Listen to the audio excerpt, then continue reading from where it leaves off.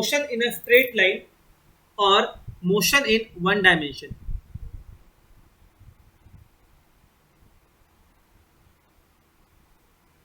Motion in a straight line या फिर motion in one dimension, एक ही बात है। इस चैप्टर से हम लोग मैकेनिक्स के बारे में पढ़ना स्टार्ट करेंगे। This is the beginning of mechanics for you, and I think the whole year in class 11 we will be mainly studying mechanics. There will be fluid mechanics, there will be laws of motion, gravitation, rotational dynamics. ये सारी चीजें mechanics के अंदर ही आती है। Mechanics basically वो चीज हुआ कि मैकेनिक्स में mass is the principal thing. क्या समझे? मैकेनिक्स के अंदर मैकेनिक्स क्या है? एक तरह का फिजिक्स का ब्रांच है, ठीक है ना, और ये डील करता है conditions of rest and motion, इनके बारे में। और यहाँ पर मेन डिफरेंस ये होता है, मैकेनिक्स में मेन चीज ये होता है कि मैकेनिक्स में जो प्रिंसिपल एंटिटी है, जो प्रिंसिपल फिजिकल क्वांटिटी है, वो है मास। सारा फोर्सेस, सारा कुछ मास से ही गवर्न होता है। यहाँ पर बात समझ में आ रहा है क्या? सारा फोर्सेस जो है यहाँ पर वो मास से गवर्न होता है, इसीलिए इसको हम लोग बोलते हैं मैकेनिक्स। फिजिक्स का एक और ब्रांच है, it is called as electronics. वहां पर आपका प्रिंसिपल एंटिटी क्या होता है? चार्ज, है ना? सुना है आपने? करंट में आप अगर देखोगे तो करंट अगर देखोगे वहां पर आपका मास से हम लोग मतलब नहीं रखते, वहां पर किससे मतलब रखते हैं हम लोग? चार्ज से, है ना? Q, charge. समझ में आ रहा है बच्चा लोग? हाँ सर। हाँ सर। तो मैकेनिक्स क्या होता है आपको समझ में आ गया? लिखाने का जरूरत तो नहीं है मेरे ख्याल से। मैकेनिक्स का कुछ सब ब्रांचेस होता है। सो मैकेनिक्स विल हैव 3 सब ब्रांचेस। ये लिख लो आप लोग। First is statics, second is kinematics, and third is dynamics. Statics, kinematics and dynamics.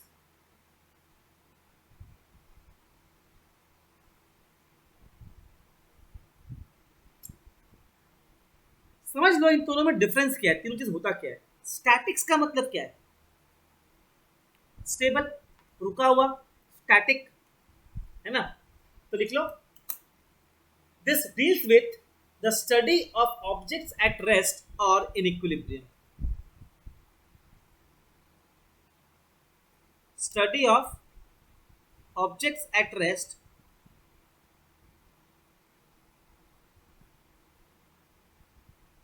or equilibrium. Study of objects at rest or equilibrium. Statics, movement नहीं है बॉडी के अंदर। Kinematics, study of motion of objects.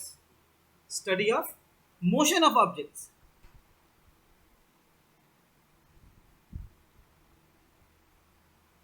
Without considering the cause of motion. Without considering the cause of motion. Kinematics में हम लोग motion के cause की बात नहीं करेंगे, फोर्स की बात नहीं करेंगे, सिर्फ बॉडी का मूवमेंट नोटिस करेंगे। मूवमेंट कैसा है, कितना है, एक्सेलरेशन, वेलोसिटी, इन चीजों की बात करेंगे। कहीं भी यहाँ पर फोर्स का जिक्र नहीं होगा। We will not be discussing force here, only the motion of the body. So kinematics का मतलब हो गया the study of motion of a body without considering the cause of motion. Cause of motion क्या है? Unbalanced force.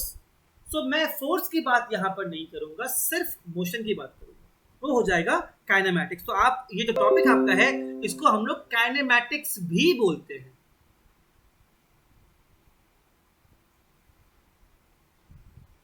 ठीक, कोई समस्या किसी को नहीं? और थर्ड है आपका डायनामिक्स। ये क्या होता है? Study of motion of an object taking into consideration the cause of motion as well. लिख लो इसको, study of motion of a subject of an object taking into consideration the cause of motion as well.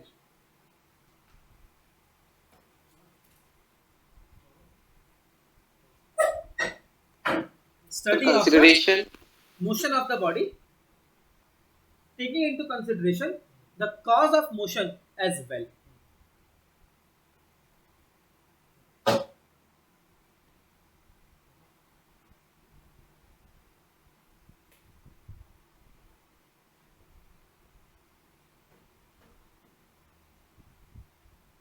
ठीक है, तो आपको statics, dynamics, kinematics तीनों चीज समझ में आ गया, तीनों का डिफरेंस समझ में आ गया। yes. अब आते हैं मुद्दे पर, लिखिए रेस्ट एंड मोशन।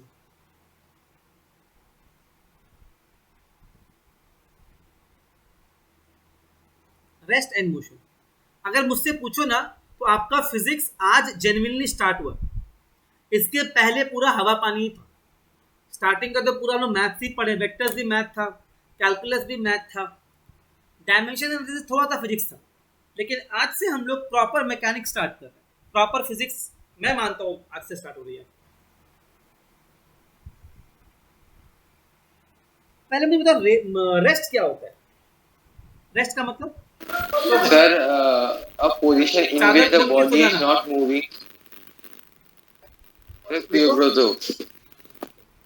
लिखो लिखो, if a body does not change its position with respect to its surroundings, if a body does not change its position with respect to its surroundings, when a body does not change its position with respect to its surroundings, with the passage of time,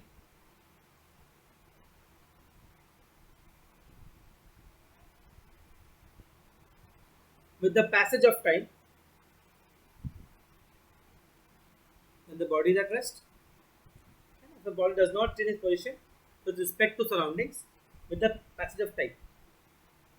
अब book लैंगन में table rest पे है,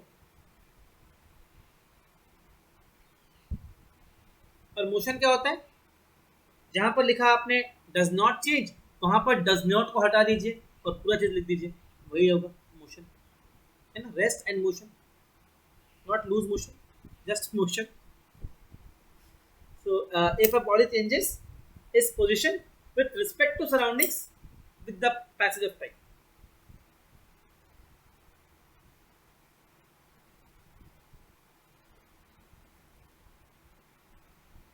Now, the most important part, rest and motion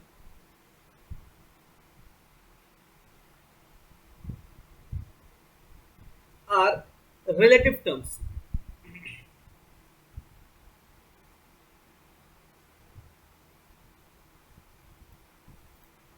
क्या मतलब है इसका? Rest and motion are relative, इसका मतलब क्या होगा? रेस्ट मोशन का कजिन है ना।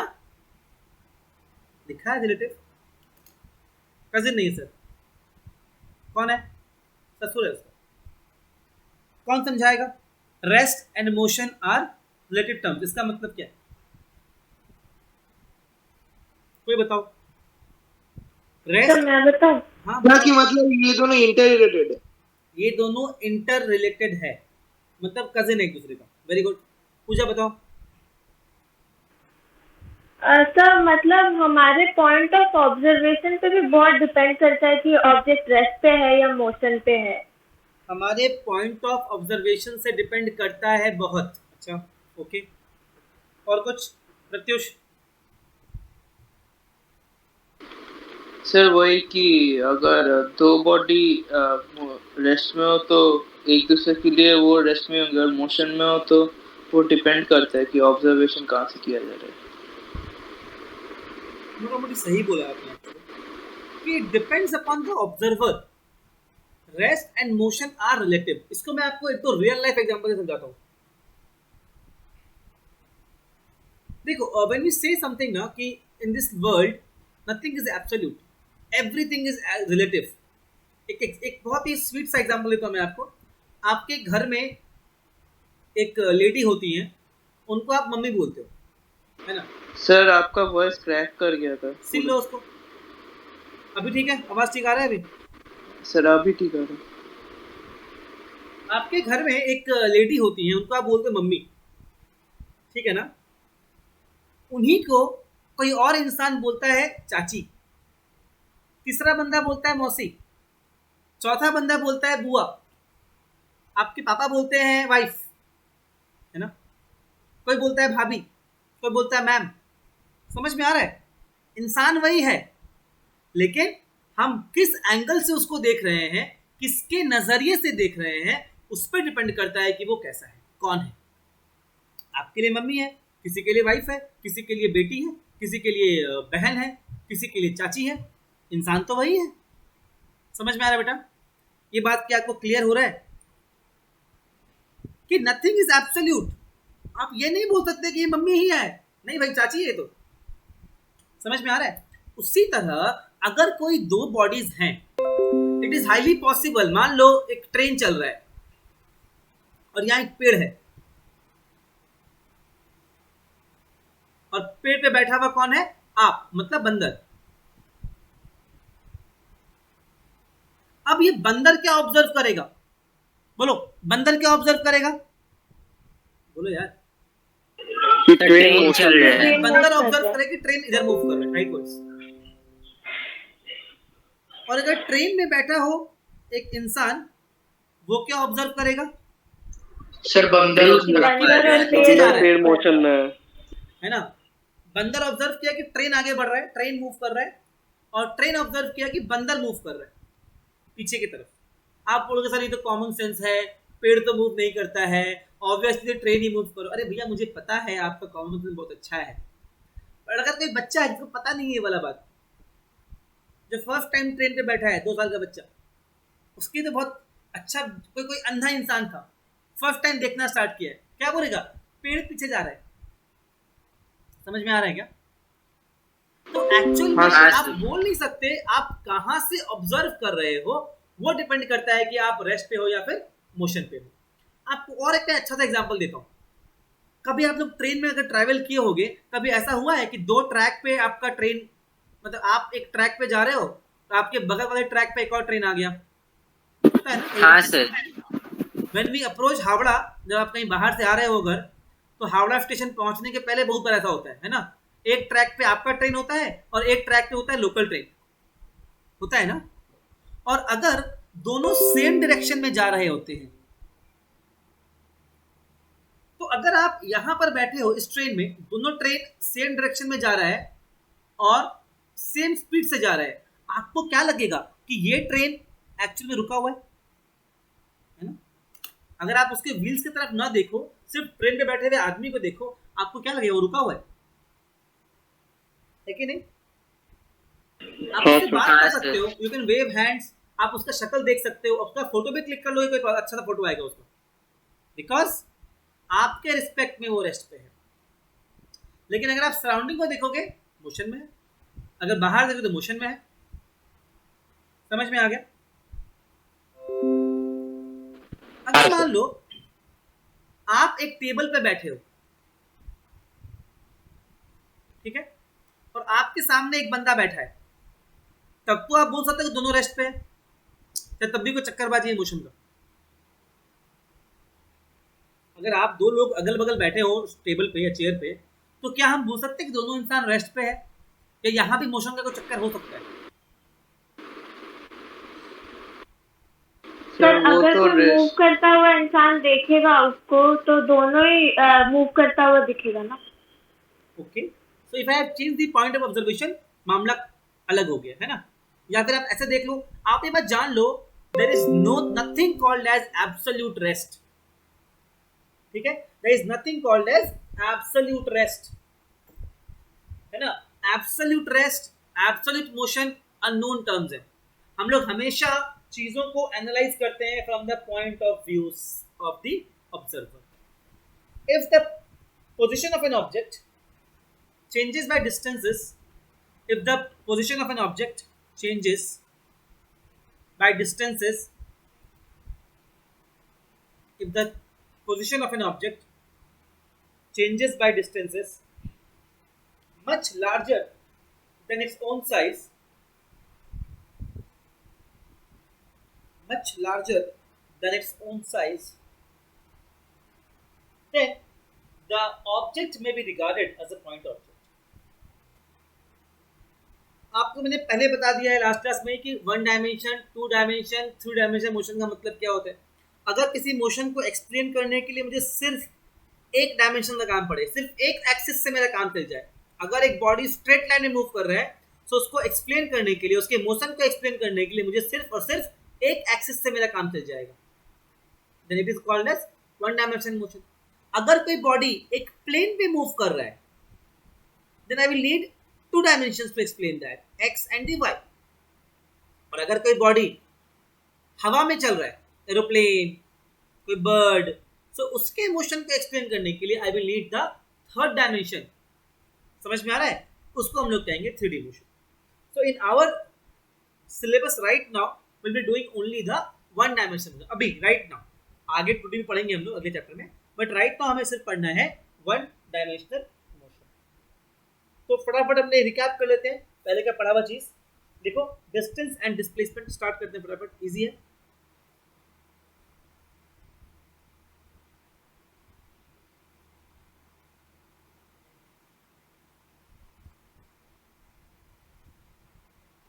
Distance and displacement.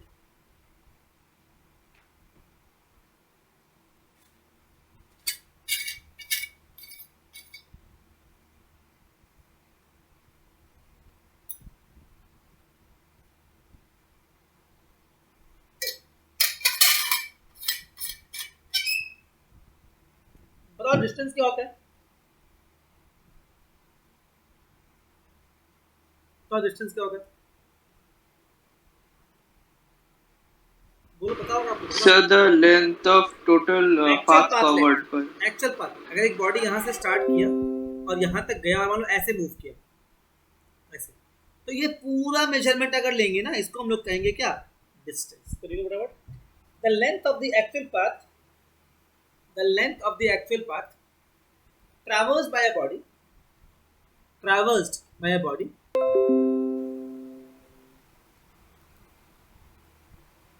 the length of the actual path traversed by a body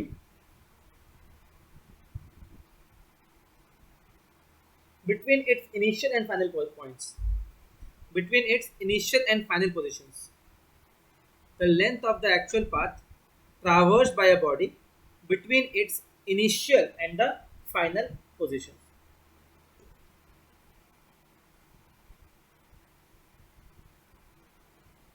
अगला पॉइंट, डिस्टेंस कैसा है? It is a scalar quantity.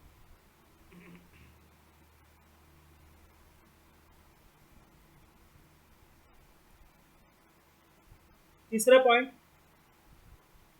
Distance covered is always positive or zero. It can't be negative. ध्यान देना, distance covered is always positive or zero. It can't be negative. Distance covered can never be negative.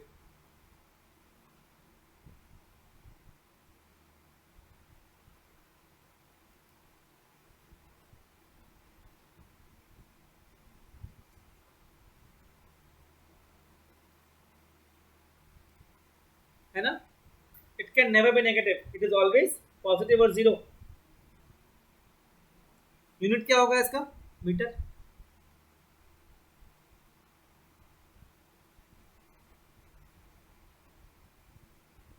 Next है displacement. और दिन को आता है, जल्दी लिख लो. डिस्प्लेसमेंट क्या होता है? क्या होगा? shortest distance from the shortest initial path to final. measured in the shortest path, the shortest path measured in the direction from initial point to the final point. The shortest path measured in the direction from initial point to the final point.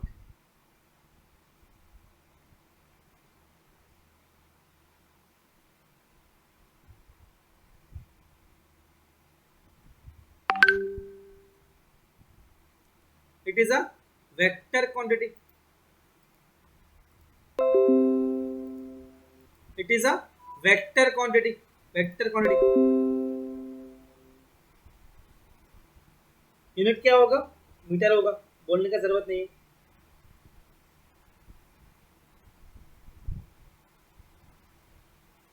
और लिख दो displacement can be positive, negative और zero. Displacement negative हो सकता है, always remember displacement negative हो सकता है।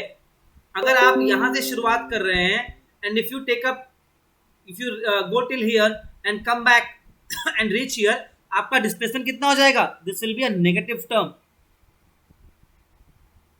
ठीक है, you can have negative displacement because displacement का डायरेक्शन भी है। Displacement is a vector quantity, it can be negative.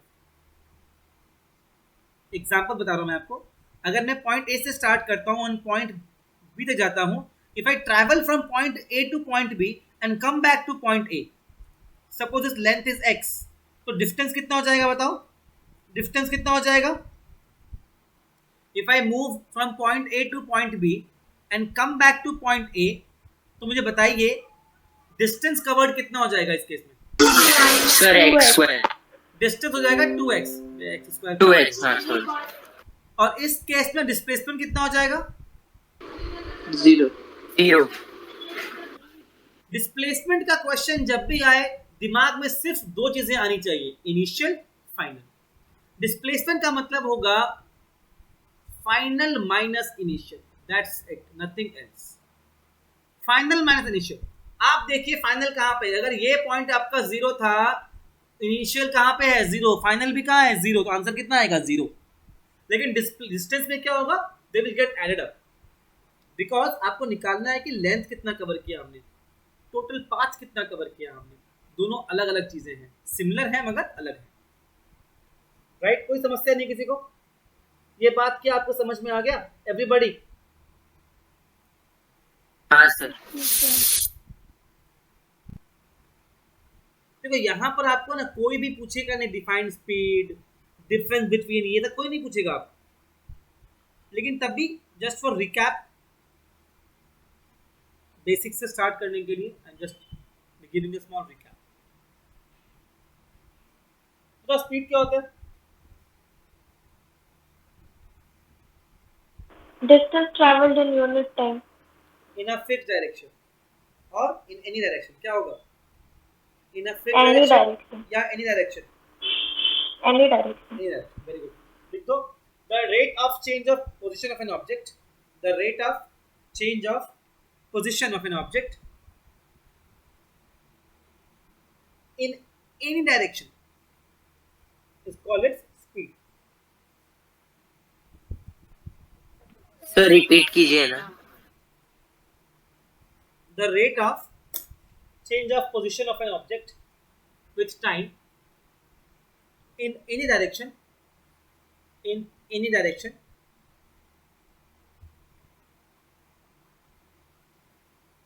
is called its speed.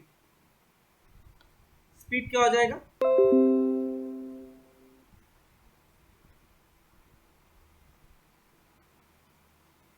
Distance traveled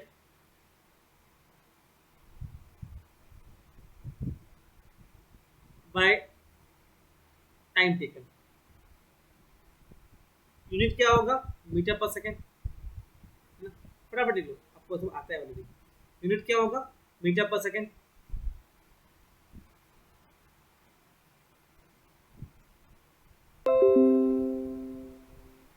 dimension क्या होगा?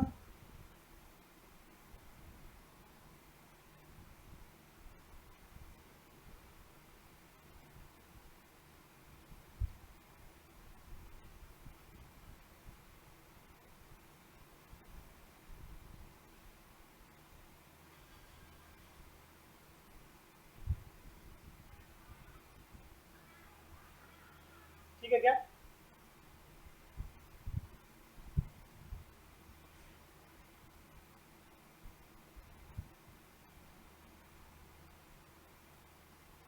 आगे लिख दो the speed of a body may be positive or zero but never negative. The speed of a body may be positive or zero but never negative.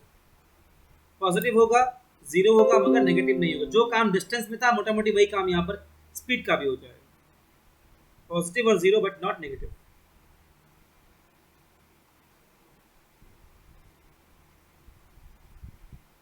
अब आते हैं types of speed पे, फटाफट types of speed. Uniform speed क्या होता है बताओ, देख लो। If a body covers equal distances in equal intervals of time, फटाफट लिख लो फटाफट। If a body covers equal distances in equal intervals of time,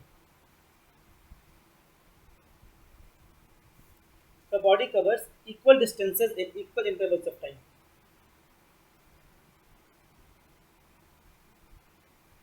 अगला है वेरिएबल स्पीड।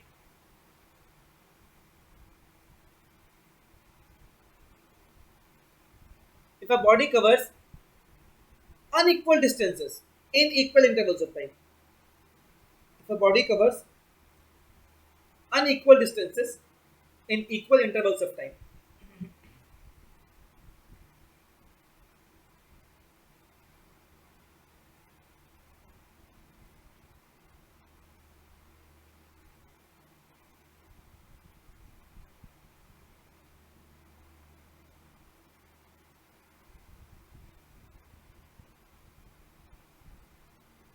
अगला देखो एवरेज स्पीड।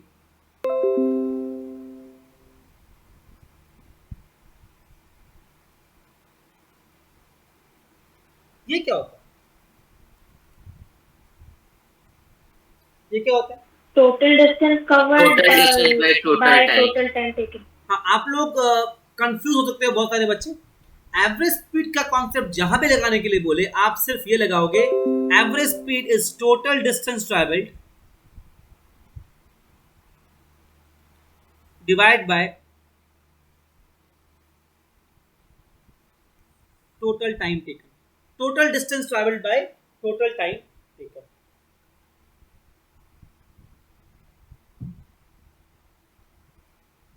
जब भी आपको निकालने बोला जाए average speed, don't rush into it. आप हमेशा टोटल डिस्टेंस निकालो, टोटल टाइम निकालो, उसको डिवाइड कर दो। यहां पर एक स्पेशल केस हो सकता है, यहां पर एक स्पेशल केस हो सकता है। आप लिख सकते हो यहां पे, देखो ध्यान से, V average is equal to कितना, S1 plus S2 plus S3 plus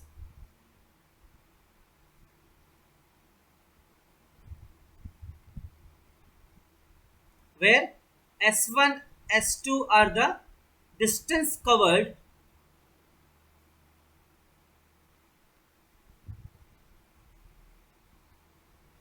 in time intervals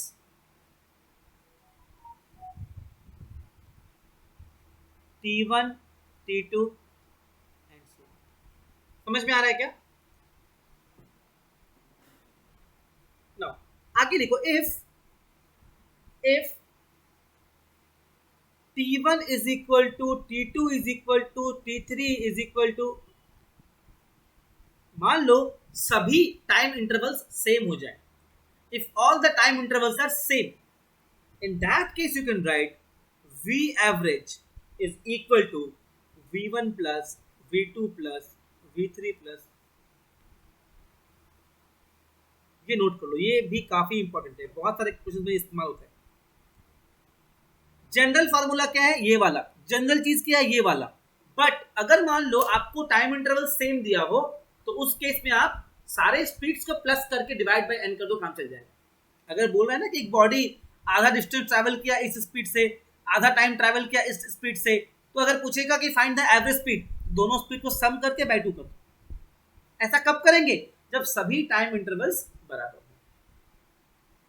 clear है क्या, समझ आ रहा?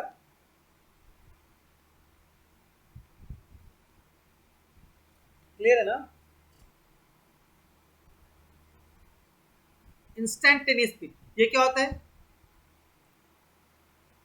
ये क्या होता है, देखो, the speed of an object at a particular point of time, the speed of an object at a particular point of a time,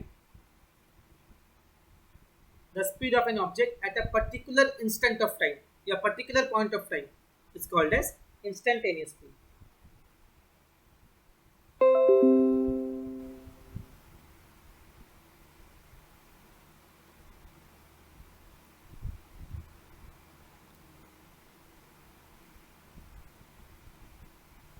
ये आपको मैंने पहले करवाया ना कैलकुलस में, सेम चीज। हाँ sir. Delta x is the distance traveled, delta t is the time interval. You can write velocity is the, speed is the first order derivative, मतलब first order differentiation of distance with respect to time.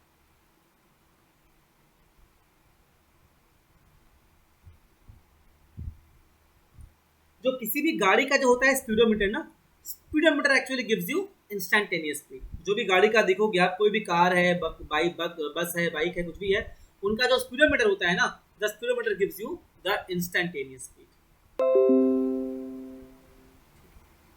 अब बात करेंगे velocity का, जो वहां पर था मोटा मोटी वही रहेगा। हाँ इसमें मेरा एक क्वेश्चन है। बोलो यार। सर ये जैसे v फर्स्ट ऑर्डर डेरिवेटिव है, तो सेकंड ऑर्डर डेरिवेटिव क्या होगा? तुम बताओ, सोच के बताओ क्या होगा। एक्सीलरेशन। हाँ, dx by dt क्या हो गया? वेलोसिटी। मतलब अब जो सेकंड ऑर्डर डेरिवेटिव होगा वो क्या होगा? v का डेरिवेटिव होगा, वो क्या होगा? एक्सेलरेशन। हाँ, एक्सेलरेशन का डेरिवेटिव क्या होगा? कौन बताएगा? Sir jerk. Very good. ये हमने कहाँ देखा है? सुशांत सिंह राजपूत की शर्ट पे देखा होगा आपने, देखा था आपने? अगर आप गूगल करोगे मिल जाएगा, इमेज मिल जाएगा। डोंट बी अ, ऐसा लिखा था उसके शर्ट पे, देखा था क्या आपने? हाँ सर। सुशांत सिंह राजपूत की एक इमेज है, आप गूगल करने में मिल जाएगा। Don't be a d3s by dt3, इसका मतलब हो गया third order derivative of s, मतलब distance. What is that? Jerk. Don't be a jerk. ठीक है, समझ आ गया? हाँ सर। अच्छा, अब बात करते हैं अबाउट वेलोसिटी। सब कुछ बिल्कुल सेम रहेगा, सिर्फ अंतर क्या आ जाएगा? जहां जहां डिस्टेंस था वहां वहां हो जाएगा डिस्प्लेसमेंट। तो लिख दो, the rate of change of position of a body with respect to time in a particular direction.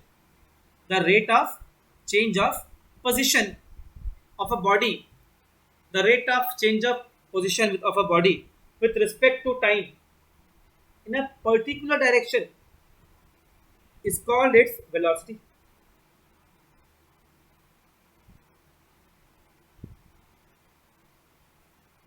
सब कुछ रहेगा स्पीड की तरह, ऐसा यूनिटी वही रहेगा, सिर्फ अंतर क्या आ जाएगा? वेलोसिटी का सिंबल जो होगा वो होगा v with a arrowhead. Uniform velocity पता ही है आपको, वेरिएबल पता ही है, एवरेज पता ही है, बोलने की जरूरत नहीं है, बताने की जरूरत नहीं है ना। बताओ प्लीज, आपको आता है ना? नहीं सर। मैं नहीं बता रहा हूँ, सेम चीज जो वहां पे बताया सेम चीज है, कुछ भी अंतर नहीं है।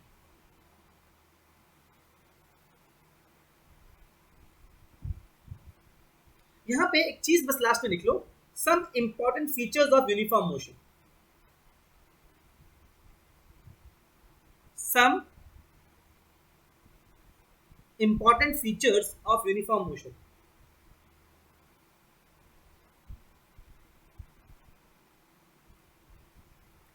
Some important features of uniform motion.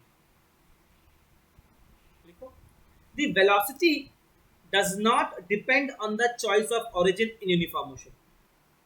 In uniform motion, the velocity does not depend upon the choice of origin. ये बात काफी important है. The velocity does not depend upon the choice of origin in uniform motion. एक बात समझो, मान लो एक body है, पॉइंट ए से स्टार्ट किया, पॉइंट बी तक गया एक पर्टिकुलर स्पीड पर, फिर स्पीड चेंज हो गया, फिर स्पीड चेंज हो गया, फिर स्पीड चेंज हो गया। बात समझ में आ रहा है? क्लियर है क्या? ये बात समझ में आ रहा है? तो अगर मैं पॉइंट ए से ऑब्जर्वेशन करना स्टार्ट करूं, अगर मैं पॉइंट ए से देखना स्टार्ट करूं, तो मुझे एक अलग स्पीड दिखेगा।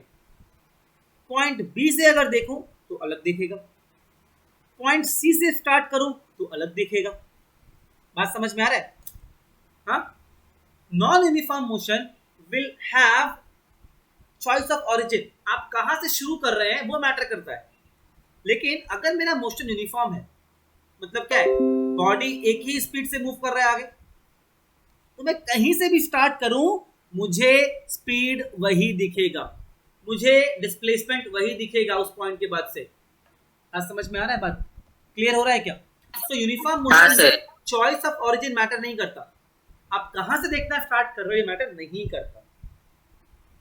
ठीक है, एक और लिख दो यहाँ पे, the velocity in uniform motion, the velocity in uniform motion does not depend upon the time interval.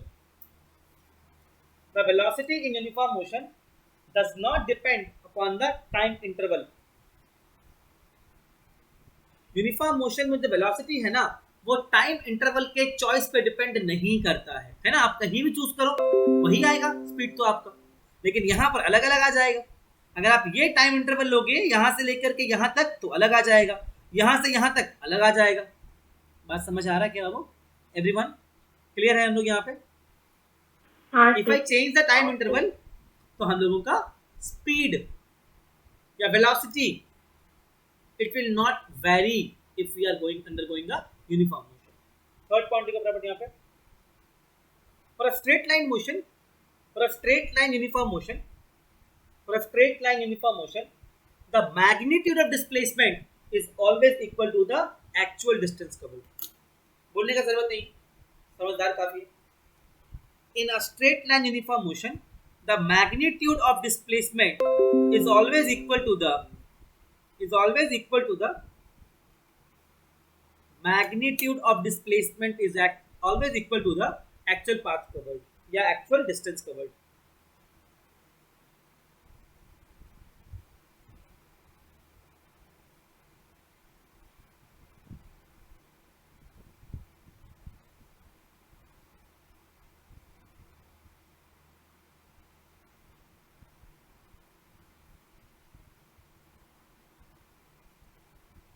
अगला पॉइंट, the instantaneous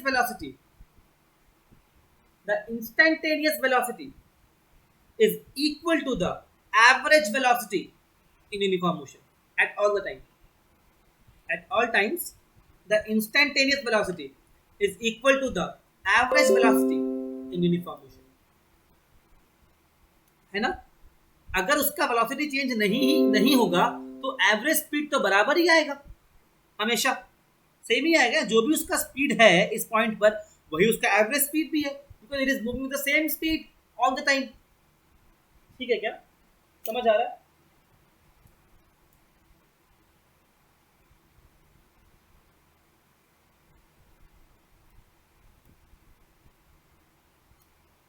और एक point last, for a body in uniform motion no force is required to maintain its motion. Underline the word maintain. For a body in uniform motion, no force is required to maintain the motion. मतलब एक बार body को start कर दिया फिर उसको maintain करने के लिए मुझे एक्स्ट्रा फोर्स देने की जरूरत नहीं है। गाड़ी को स्टार्ट कर दिया, उसका स्पीड मैंने फिक्स कर दिया, हाईवे पे चल रहा है आराम से, कोई दिक्कत नहीं। No external force will be required then. उसको रोकना है आपको ब्रेक अप्लाई करना पड़ेगा, आपको स्पीड चेंज करना है तो अप्लाई करना पड़ेगा, बिकॉज जब भी आप एक्सटर्नल फोर्स दोगे it will produce an acceleration, तो स्पीड विल बी चेंज। अगर स्पीड चेंज नहीं हो रहा है मतलब बॉडी में कोई एक्सेलरेशन नहीं है, तो आपको उसको मेंटेन करने के लिए कोई एक्सटर्नल नेट फोर्स देने की जरूरत नहीं। ठीक है? So no motion is required. No motion नहीं, no force is required to maintain its motion.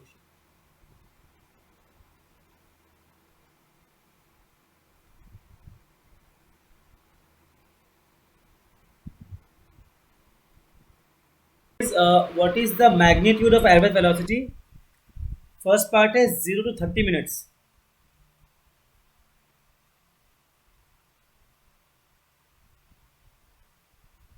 minutes बोला है। Read the question properly. Question बहुत ही सिंपल है, बस थोड़ा वर्ड्स का हेरफेर है।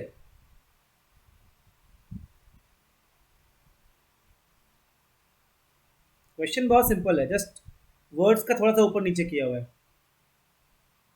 है ना।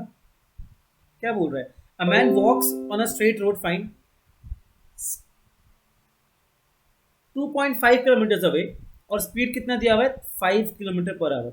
अब बोला है find the magnitude of average velocity in 0 to 30 minutes.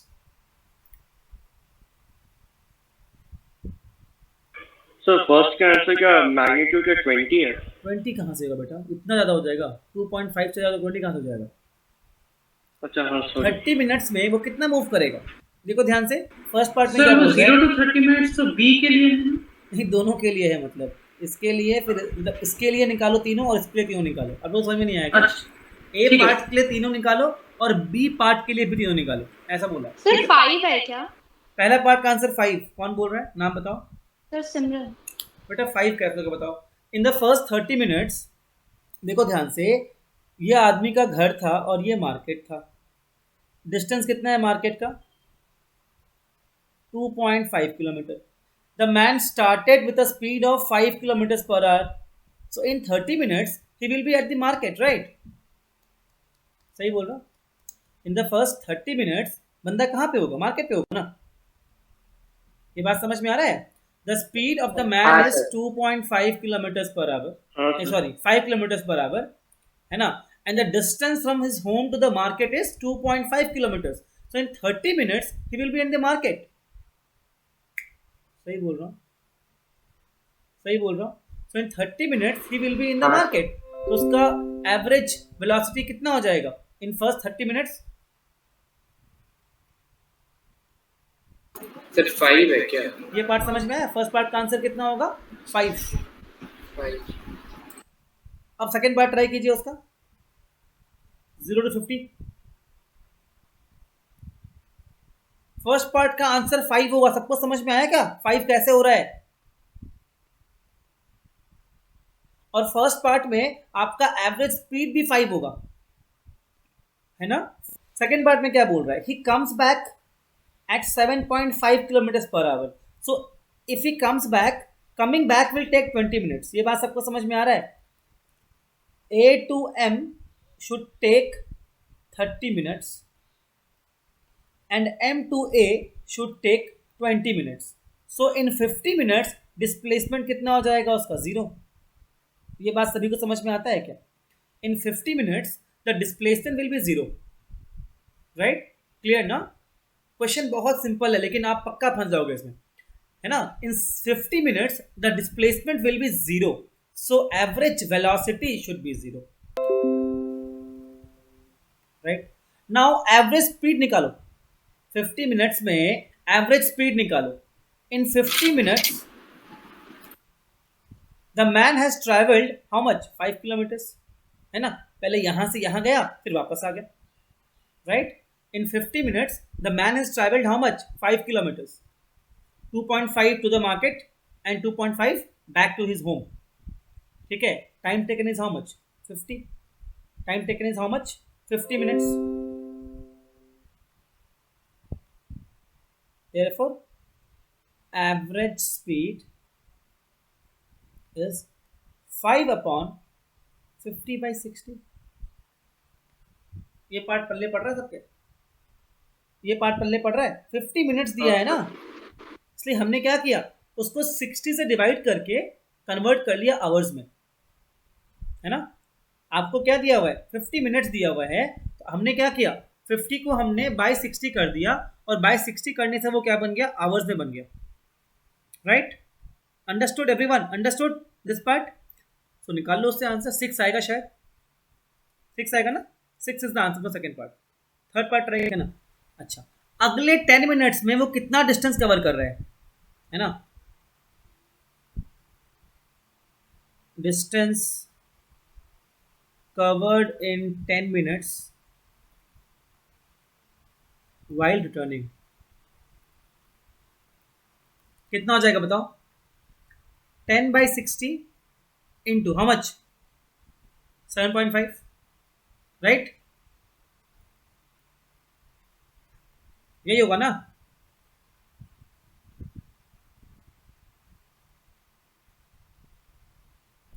या फिर आप यूं कह सकते हो आधा डिस्टेंस कवर करेगा, 1.25 कवर करेगा, एक ही बात है।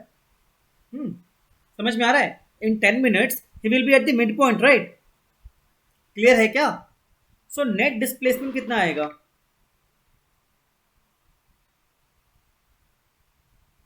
नेट डिस्प्लेसमेंट कितना आएगा? यहां से वो कितना दूर है?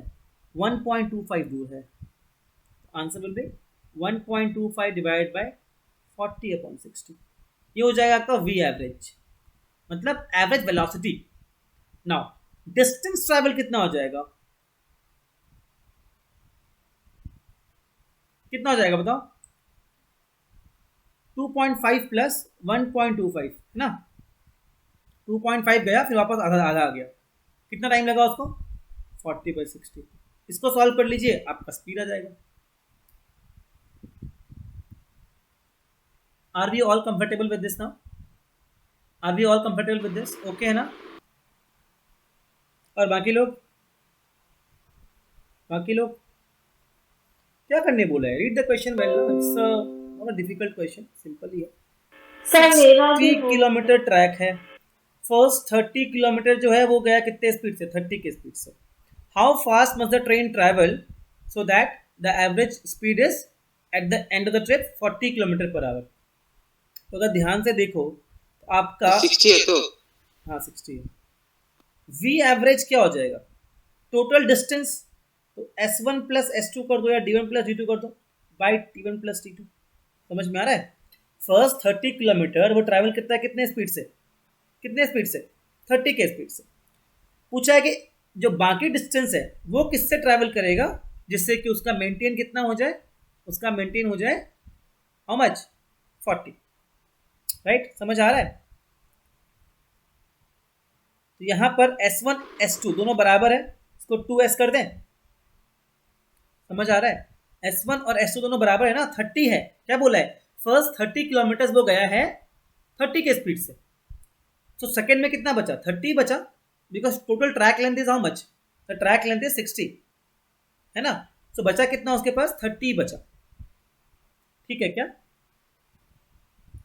Divide by S/30 plus S/V। ये बात समझ में आ रहा है आपको? बहुत सिंपल सी बात है। T1 मतलब क्या है? Time taken in the first half, first travel कितना है वो? S/30। और time taken in the second travel is how much? S/V। We have to find the value of V।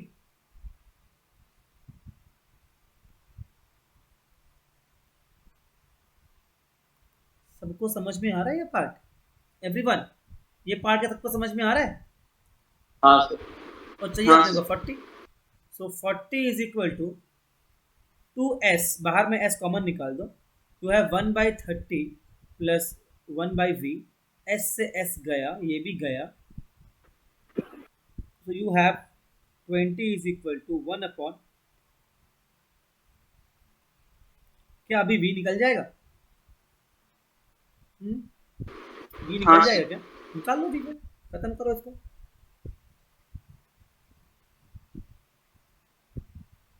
Sir हाँ सर मैंने इसको थोड़ा अलग तरीके से हो किया सकता है, है। कोई दिक्कत नहीं है। कैसे किया बताइए आपने?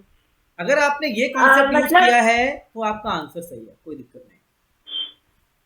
हाँ बोलिए, क्या बोल रहे हैं? मैंने सारा वैल्यूज रख दिया और यहाँ पे जैसे टाइम की जगह पे मैंने x ले लिया और फिर x का वैल्यू पूरे इक्वेशन में हाफ निकला। तो फिर अगर हम लोग मतलब 30/x करेंगे तो फिर हाफ मतलब सर मतलब 30 क्या करेंगे तो हाफ होगा, तो मतलब इसीलिए 60। ठीक, तो कोई दिक्कत नहीं, चलेगा। आप समझ गए ना? हाँ समझ गए। ये V आपका कितना आ जाएगा? 60 ही आएगा। आ रहा है क्या 60? एवरीवन समझ में आ रहा है ना? हाँ सर। हाँ सर। एक और ट्राई करते हैं।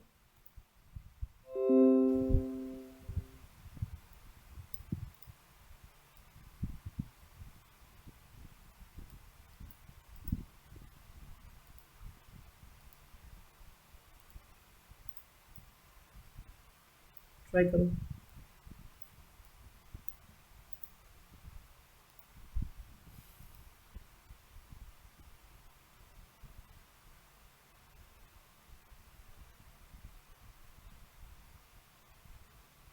covers 1/3 of the journey speed u, next 1/3 with v, and last 1/3 with w.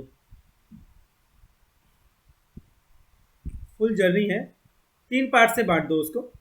इतना कवर करता है वो u से, इतना कवर करता है v से, और इतना कवर करता है w से. तो क्वेश्चन ने पूछा है find the average speed for the entire journey.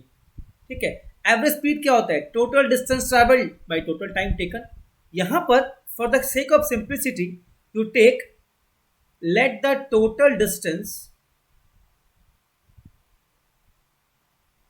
B 3k 3x. क्यों बोल रहे हैं ऐसा? क्योंकि उससे क्या होगा, each division will be k each. समझ रहे हो? अगर आप यहां पर लिखते k तो यह आता k/3 k/3 k/3. ठीक है, तो मैंने 3k इसलिए लिया कि मैंने divide it in 3 part, each part will be k, थोड़ा आसान रहेगा. सो टाइम t1 कितना हो जाएगा? k/u. t2 कितना हो जाएगा? k/v. And t3 is equal to k/w. समझ में आ रहा है? तो बहुत ही सिंपल सा क्वेश्चन है. Average speed is equal to total distance traveled by total time taken.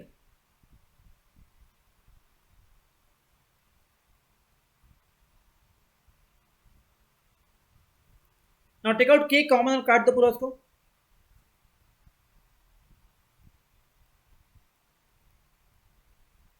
k से k गया, सिंप्लीफाई करो, आंसर आ जाएगा.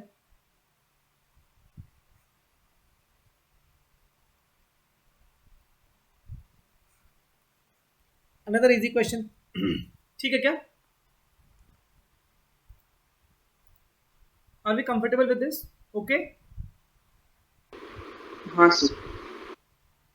एक और ट्राई करते हैं, अगर हो गया हो तो. अगर कुछ पूछना है तो प्लीज पूछ लीजिए यार, है ना.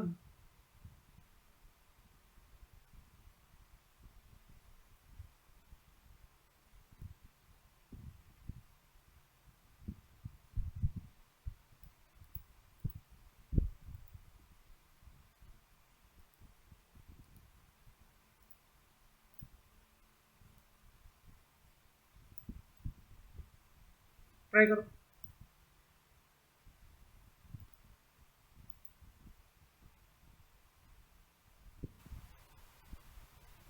क्वेश्चन देखो क्या बोल रहा है. A body travelling along a straight line traversed 1/2 of the total distance with a velocity v0 and the remaining part of the distance was covered with the velocity v1 for half of the time. देखो पहले part में देखो ध्यान से, if this is the whole distance, in the first part they are talking about the distance, in the second part they are talking about the time.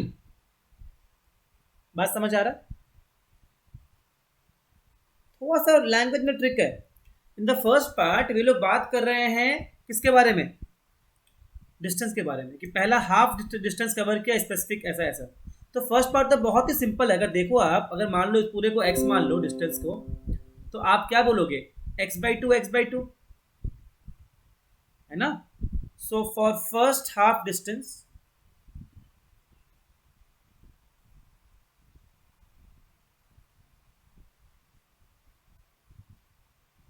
Time is equal to x/2 divided by v0. ये part समझ में आता है? हाँ sir. तो आप मान लीजिए t1. अब सेकेंड पार्ट में क्या बोला है? The remaining part of the distance was covered by the for half of the time, not half of the distance. ध्यान देना, आपने एक शायद ऐसा किया होगा, x/4 कर दिया होगा. ऐसा किया है क्या किसी ने? आप लोगों ने ऐसा किया है क्या? सेकेंड हाफ में x/4 कर दिया. x/4 नहीं करना है, टाइम को आधा आधा करना है. समझ रहे हो क्या? Let the time taken be for the second half. Let the time. Sir. हाँ बाबू. सर एक बार हम क्या आंसर बोले? एक सेकेंड बोलो तो ऐसा. सर 2v0 मतलब 2 multiplied by v0 v1 v2 by v1 plus 2v0 plus 2v1. थोड़ा सा गलती है भी. स्टार्ट अच्छा लिया था लेकिन फिर गलती कर दिया। सेकेंड हाफ में देखो आप टाइम T2 मान लीजिए, तो क्या बोला है T2/2 एंड T2/2।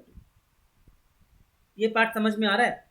टाइम की बात कर रहे हैं हम लोग यहाँ पर we are not talking about the distance, time की बात कर रहे हैं। समझ आ रहा है क्या? यहाँ पर क्या बोलेंगे हम लोग, x/2 that is the remaining distance is what? x/2 is v1 into T2/2 plus v2 into T2। ये पार्ट अगर आपको समझ में आ गया, यही मेन इसका क्रक्स है इस पूरे क्वेश्चन का। If you can understand this part तो आपका काम हो गया। ये T1 है और ये आपका रिलेशन है T2 और x में, दिख रहा है क्या? है ना? The distance covered in the second half will be equal to half of the time he is taking v1 and second half he is taking v2। ठीक है क्या? तो क्या T2 निकल जाएगा इसके हेल्प से?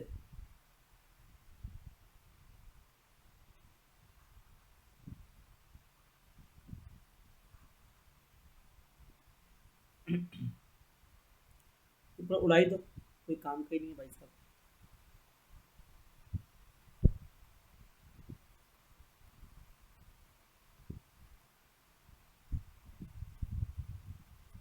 ये पार्ट क्या सबके पल्ले पड़ रहा है? यहाँ तक क्या सबके पल्ले पड़ रहा है चीज?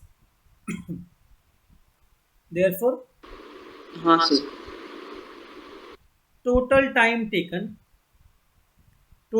टेकन कितना हो जाएगा बताओ? x/2v0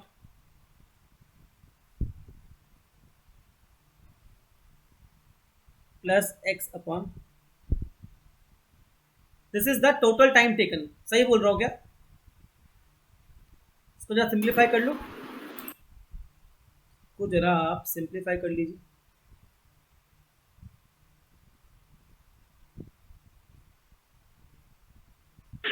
सर हाँ जी, सर आप जो गलती बोले थे ना वो थोड़ा रेक्टिफाई किया मैं। अब तो देखो मेरा भी आंसर लगभग मैंने कर ही दिया है यहाँ पे, देख लो कोई दिक्कत। तो take out the x common, v1 plus v2 plus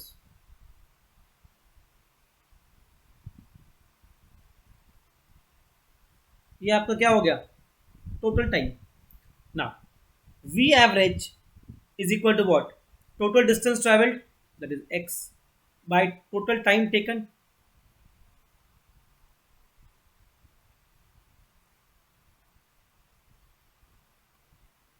x से x को खा जाओ,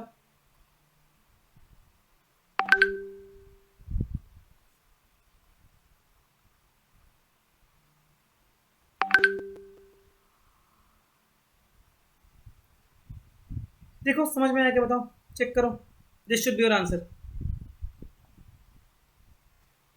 एक्सेलरेशन बताइए आपको क्या होता है, फिर भी लिख लो। The rate of change of velocity with respect to time, the rate of change of velocity with respect to time is called acceleration, है ना? Rate of change of velocity with respect to time is called acceleration. Dimension क्या होगा इसका? क्या होगा? Right? और unit क्या होगा? सब बोलने का जरूरत नहीं है, बस फिर भी लिख लो, मेरा आदत है लिखाने का। ठीक है, अब एक्सेलरेशन भी अलग अलग टाइप का होता है। क्या क्या? यूनिफॉर्म, वेरिएबल, एवरेज और इंस्टेंटेनियस। ठीक है ना? एक्सेलरेशन भी क्या होता है? अलग अलग टाइप्स का हो सकता है। क्या क्या? यूनिफॉर्म क्या होता है बताओ? यूनिफॉर्म एक्सेलरेशन क्या होता है? यूनिफॉर्म एक्सेलरेशन क्या होता है? बोलो, कोई बोलो। सिंपल सी बात है, क्लास 9 में पढ़े होगे, दिमाग लगाओ। यूनिफॉर्म एक्सेलरेशन क्या होगा? तीन चीज़ है, यूनिफॉर्म, वेरिएबल, एवरेज। वेलोसिटी का चेंज यूनिफॉर्मली हो। क्या क्या सर वेलोसिटी का जो चेंज होगा वो यूनिफॉर्म होगा, यूनिफॉर्मली इंक्रीज होगा। कैसे बोलेंगे इसको हम लोग? कैसे अंग्रेजी में कैसे बोलेंगे? आंग्ल भाषा या हम कैसे बोलेंगे इसको हम लोग?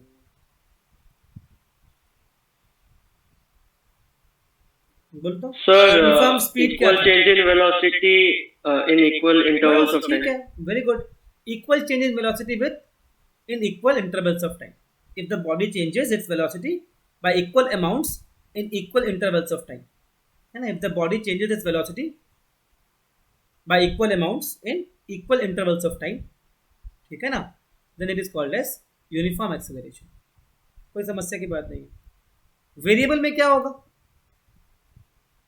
वेरिएबल एक्सेलरेशन में क्या होगा? क्या होगा? जहां पे आपने So बोला if the इक्वल, body- वहां रख दो अनइक्वल, है ना. If the body changes unequal, changes is velocity bye unequal amounts in equal intervals of time. जहां आपने बोला इक्वल, वहां रख दो अनइक्वल. दैट्स इट, काम खत्म.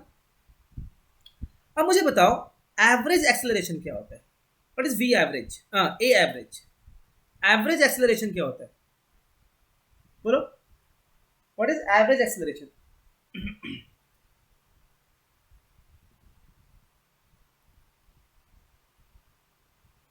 एवरेज एक्सेलरेशन बताओ. Sir, total change in velocity by total yes, time taken. Exactly वही होता है. तो लिख लो इसको, फटाफट लिख लो. The ratio of total change of velocity to the total time interval या total time taken.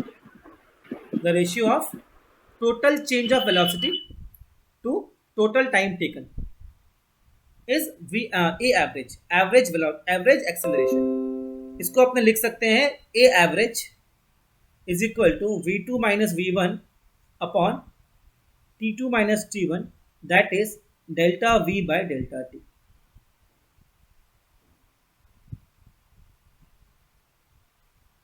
Right. Next है instantaneous acceleration.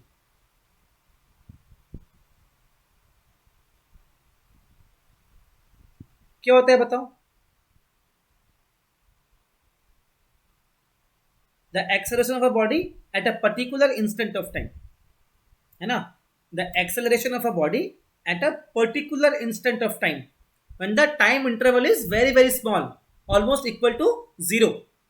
When the time interval is almost equal to 0, in that case the acceleration of the body is taken to be instantaneous acceleration. मतलब आपने अगर यहाँ पर लिखा dv by del v by del t लिखा, तो आपका instantaneous acceleration क्या हो जाएगा? Limit delta t tends to 0. Right.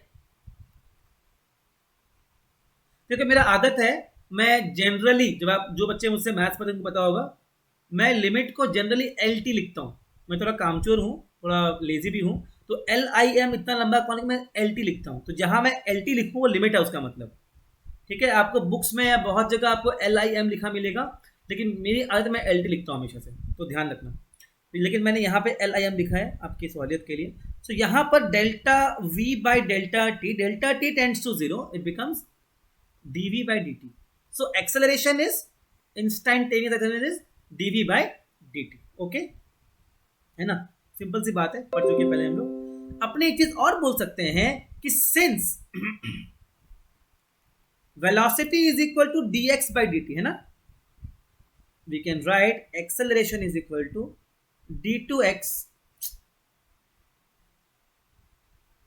by dt2. Don't read it like d square x. D square x नहीं है, और डी टी स्क्वायर नहीं है, ये d two x by d t two. D two x by d t two, इसका मतलब लिखो acceleration is, देखो acceleration is the second order derivative. The acceleration is second order derivative of the displacement of the body with respect to time.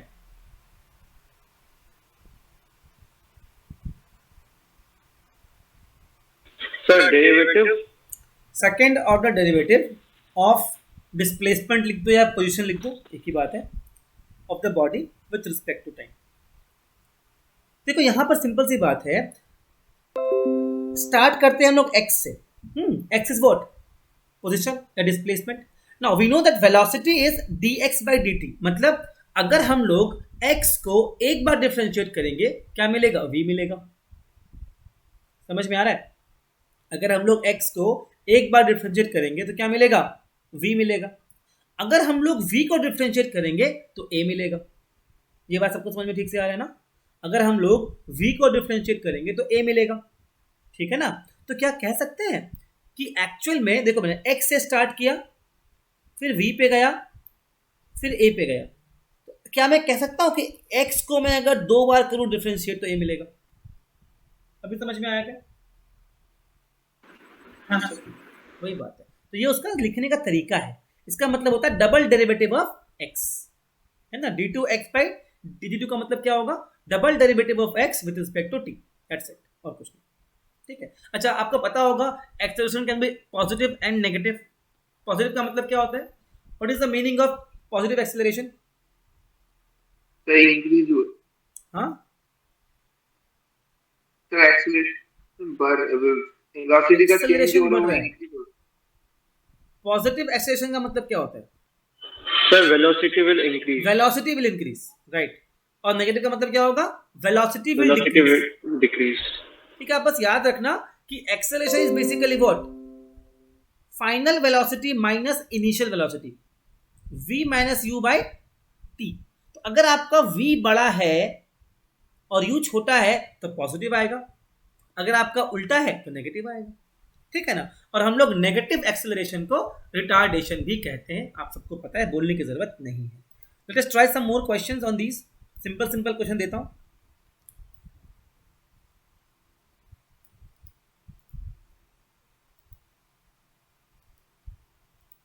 Try करो, आसान से सवाल है, कर लो।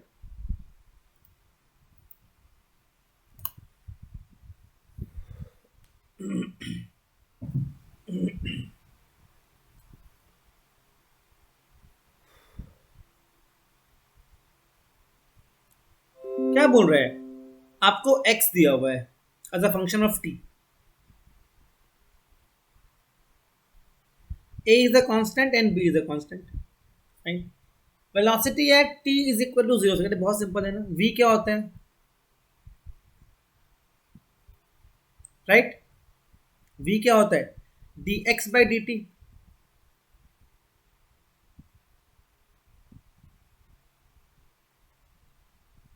राइट? यही होगा ना? So at t is equal to 0 second, v is equal to 0, t को 0 पुट कर दीजिए, that's it.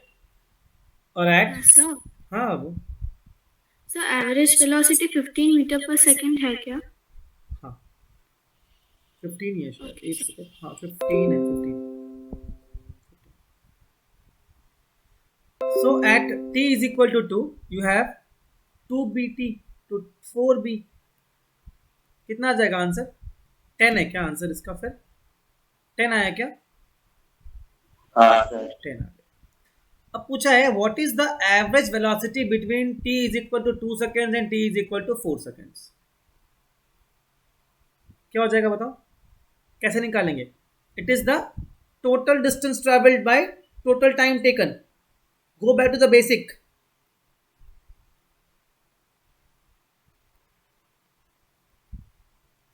By total time. अब ध्यान से देखो, टोटल डिस्टेंस मतलब क्या? x की बात कर रहे हैं हम लोग, तो पहले आप क्या कीजिए? t की जगह 4 पुट कीजिए। सो a plus 16b minus a plus 4b divide by 2, मतलब 4 माइनस 2। ये पार्ट किसको समझ में नहीं आया? सही बोलना, ये चीज़ कितने लोगों को समझ में नहीं आया? सर मेरे को समझ में नहीं आया। समझ में नहीं आया। देखो, अगर एक बॉडी मूव कर रहा है यहाँ से लेके यहाँ तक, अगर 2 सेकंड में बॉडी यहाँ पर था, यहाँ से मैंने स्टार्ट किया बॉडी, ठीक है? आपको निकालना है 2 सेकंड से लेके 4 सेकंड के बीच। आपने क्या किया? 4 सेकंड में कितना डिस्प्लेसमेंट है वो निकाला, यहाँ पे 4 पुट करके। फिर 2 सेकंड में कितना डिस्प्लेसमेंट है वो निकाला, यहाँ पे 2 पुट करके। दोनों को सब्ट्रैक्ट कर लिया, मिल गया? समझ में आया क्या अभी?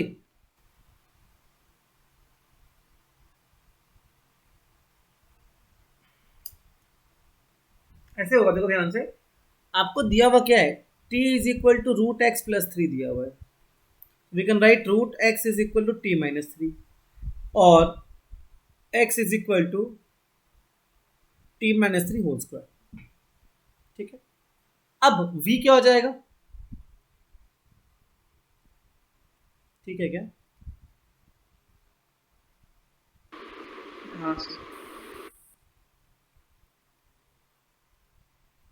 ठीक है ना, v कितना है? 2t माइनस 6 और v बोला है 0, so you'll have t is equal to 3। Apply कर दो उसमें फटाफट, अप्लाई कर दो उसमें, t is equal to 3 apply कर दो, x 0 आ जाएगा।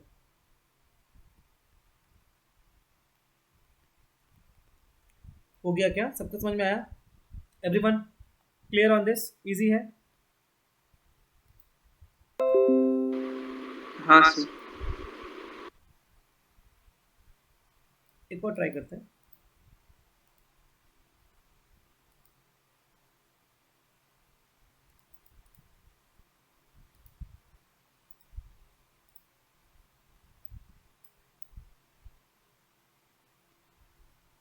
ट्राई करो।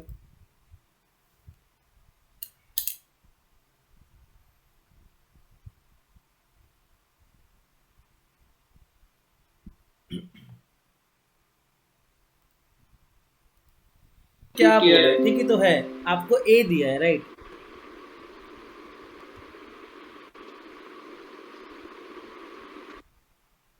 अगर अभी मैं कंकना को नहीं रिवर्ट क्वेश्चन करता तो अभी वो बिना सीखे चली जाती। वो स्कूल में टेस्ट में दिया था तो वो फटाफट कर दी, मगर वो समझ में उसको नहीं आया था वो क्वेश्चन, तो ये उसके साथ गलत हो जाता। यार ऐसा करने से बचो, है ना, सीखने आए ना हम लोग, सीखेंगे। चलो, तो ए आपको मिल गया। ए क्या होता है? A is basically dv by dt। What is a? A is what? dv by dt। So आपको एक्चुअल में क्या दिया है? ऐसा दिया है ना, आपको एक्चुअल में ऐसा दिया है।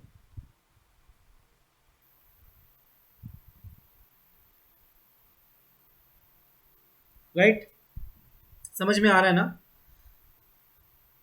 निकालने के लिए क्या बोला है? v निकालने के लिए बोला है, बस सीधा मारो इंटीग्रेट, सीधा मारो, दिया जाएगा v is equal to 3t square d t plus 2t dt plus 2 dt, है ना? यहाँ पे कर रहा हूँ। So v is equal to how much? 3 into t cube by 3 plus 2 into t square by 2 plus 2t plus c, because c is the constant of integration. ठीक है ना? अंडरस्टूड? Everyone understood? उड़ा दो इसको। हाँ सर। You have v is equal to t cube plus t square plus 2t plus c। अब बोला है कि at v is equal to t, at t is equal to 0, v is equal to 2, so 2 is equal to 0 plus 0 plus 0 plus c, because t is 0, खत्म। So c is equal to 2। So final solution will become, therefore v is equal to t cube plus t square plus 2t plus 2। ये part समझ में आया? So at the end of 2 seconds आपका v कितना हो जाएगा? 2 की power 3 plus 2 square plus 2 into 2 plus 2, कितना आ जाएगा? सॉल्व कर लो, जो भी आएगा वो आंसर सही है आपका। सही है ना? Get the answer. First switch, first switch, first left most, left most. ठीक है क्या? अंडरस्टूड? हाँ सर। कोई दिक्कत तो नहीं है किसी को? आसान लग रहा है? हाँ सही। यहाँ पे तो कांस्टेंट का वैल्यू क्यों आया ना? क्या कांस्टेंट का? इस प्लस सी, मतलब जो कांस्टेंट था जो हम लोग इंटीग्रेशन के टाइम जब करते हैं, जो लगा देते हैं, हाँ वो सी है। हाँ हाँ उसका वैल्यू क्यों आया? हाँ अच्छा, जो कि तो हम लोग फिर टी क्यूब की जगह मतलब टू क्यूब क्यों लिखे फिर? क्वेश्चन पढ़ो ना, पूछा है find the velocity at the end of 2 seconds. पहले बोला है कि at t is equal to 0 v is 2, उसके हेल्प से हम c निकाल दिए। फिर बोला है कि find the velocity at the end of 2 seconds, तो फिर t में 2 पुट कर दिए। ठीक है, ठीक है सर। नेक्स्ट टॉपिक लिखिए, equations of, you can write kinematic equations, kinematic equations for uniform acceleration, kinematic equation for uniform acceleration. आपको पता ही होगा, बोलने का जरूरत है क्या मेरे को? पहला क्या है, याद है?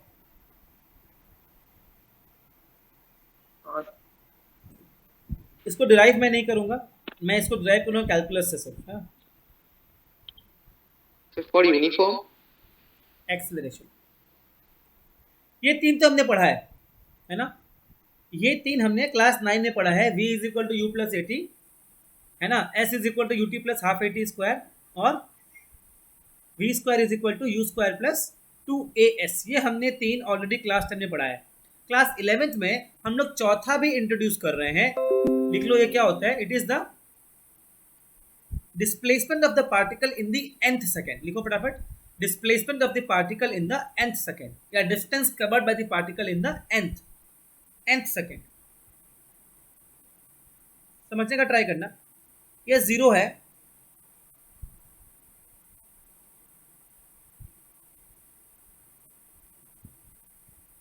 ये टाइम एक्सेस मान लो लिया हुआ है हमने। दिस इज द 0 मार्क, यहां से n सेकेंड्स और एक n-1 सेकेंड, मान लो n इज इक्वल टू 5, है ना? तो क्वेश्चन यहां पर ये बोल रहा है, हम लोग को यहां पर ऐसा इक्वेशन निकालना है that distance covered by the particle in the 5th second, distance covered by the particle in the 5th second कितना हो जाएगा? डिस्टेंस कवर्ड इन 5 सेकेंड्स माइनस डिस्टेंस कवर्ड इन 4 सेकेंड्स। समझ में आ रहा है? Distance covered in the 5th second, ये distance क्या हो जाएगा? डिस्टेंस कवर्ड इन 5 सेकेंड्स माइनस डिस्टेंस कवर्ड इन 4 सेकेंड्स। समझ में आ रहा है? तो लिख दो s nth is equal to s n minus 1। S nth क्या होगा? S n minus 1। समझ में आ रहा है क्या? हाँ, तो अब देखो डिस्प्लेसमेंट का फॉर्मूला क्या दिया है, डिस्टेंस कवर्ड का formula s is equal to u t plus half a t square दिया हुआ है। फॉर्मूला क्या दिया हुआ है? s is equal to u t plus half a t square. आपको करना क्या है? S nth is equal to u n plus half a n square, ध्यान देना, माइनस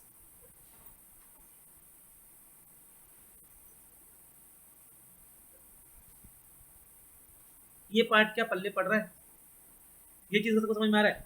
मैंने क्या किया, जो मेरा फॉर्मूला था डिस्टेंस कवर्ड का, s is equal to u t plus half a t square, मैंने क्या किया, पहले उसमें n पुट किया t को, फिर बाद में t को क्या पुट किया, n-1 पुट किया, और दोनों का डिफरेंस निकाल दिया।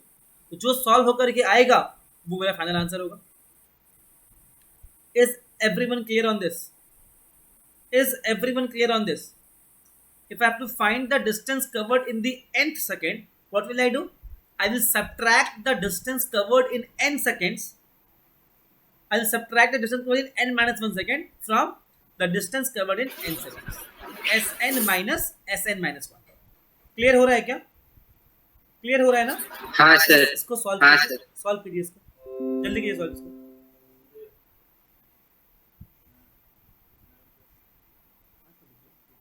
हाथ में रुक जाओ, बैठना मारे मत, क्या है ये? तू पहले बैठ, ये बैठ, पहले बैठ ना यार।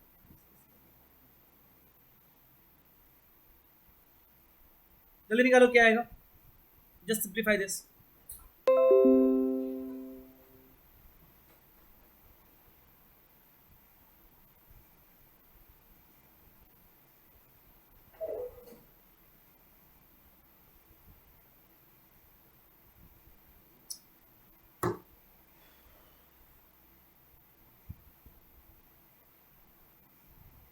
सर बोलो।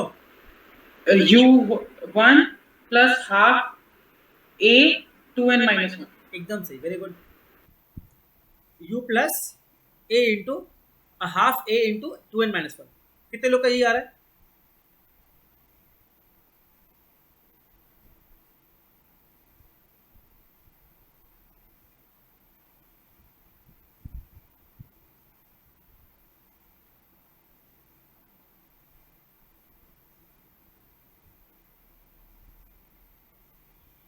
राइट, यही आएगा ना?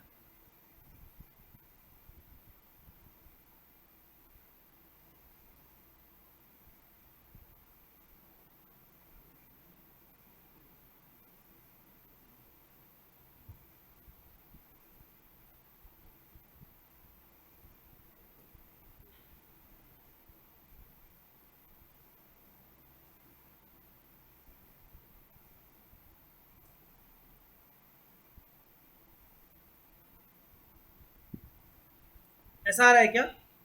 un कट जाएगा, an square half an square भी कट जाएगा, क्या बचा? क्या बचा? u प्लस प्लस आ रहा है क्या? u तो ये रह गया यहाँ पर, माइनस क्यों आ रहा है यार?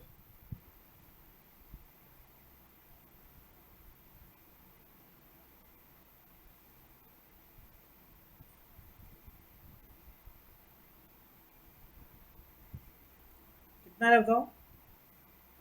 u तो यही आ गया as it is, plus an minus half a, ऐसा है क्या? हाँ सर। है ना, u plus an minus half a। एक काम करो ना, आप इससे a/2 बाहर निकाल दो, क्या बचा यहाँ बताओ? ठीक है।